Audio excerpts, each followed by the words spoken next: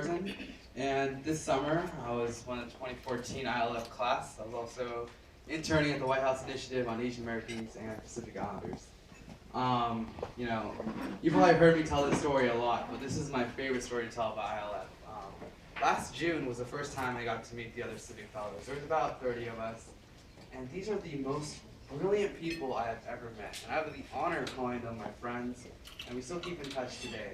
Now, at that first meeting, Mr. Joel Zabatz sat us down and said, look, you guys made it out of a giant applicant pool.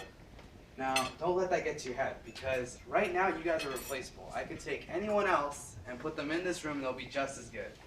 And I was like, that's a little weird. I thought you would tell me that you're the best and the brightest and that's why you're here. So it was a little bit different. And as I went on to my internship, I took that to heart and I thought about it. Every day I go into the internship, I remember what Joel said. He told me that you can be replaced.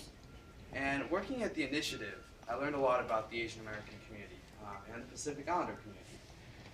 Being here in California, I realized we're very blessed.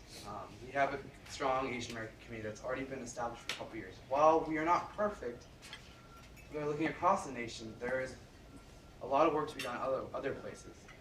Being there in DC and learning about these issues made me aware that it is my calling to stand for equality and justice. It's not only my calling, it should be all of our calling.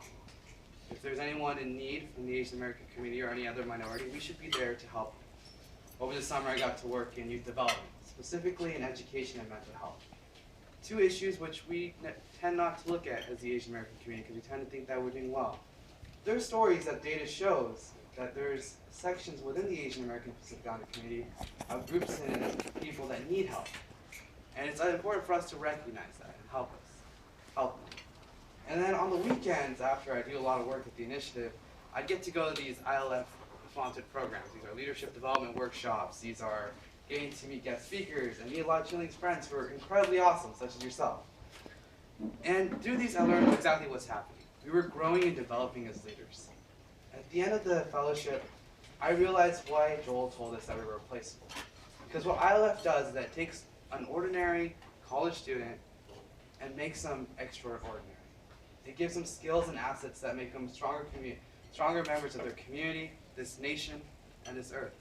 I really want to thank you and all the chapters across the nation. I'd also like to thank Chilling and Sue and Joel for all their hard work, because if it wasn't for them, if it wasn't for you guys, kids like me would never have the opportunity. Kids like me would never have the opportunity to grow. And as I move on in my career, as I move on to bigger, well, I don't think there's anything bigger than working at the White House, unless I become president one day, so my name's ever on the ballot, help me get there. As I move on to further on in my career, I'll always remember what ILF has taught me. And no matter what it is, I'll always give back to ILF, and I'll always be thankful for what you guys have given me. Thank you very much. Thank you.